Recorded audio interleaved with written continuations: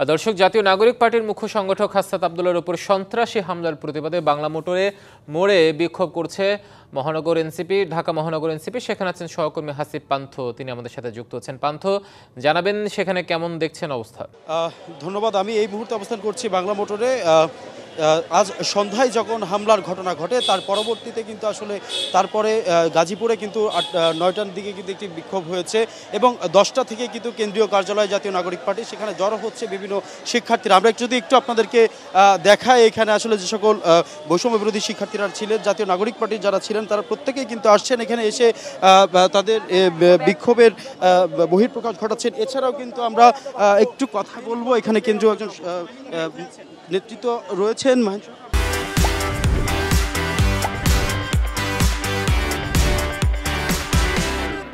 জি, হাসনাত আব্দুল্লাহ ভাই আমাদের জানা মতে উনি ঘরোয়া পরিবেশে উনি তার প্রাথমিক যে চিকিৎসা সেটি সম্পন্ন করছেন।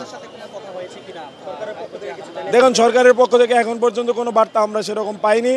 আমরা প্রত্যাশা করব 24 ঘন্টার মধ্যে তারা এই জড়িতদের বিরুদ্ধে ব্যবস্থা নেবেন।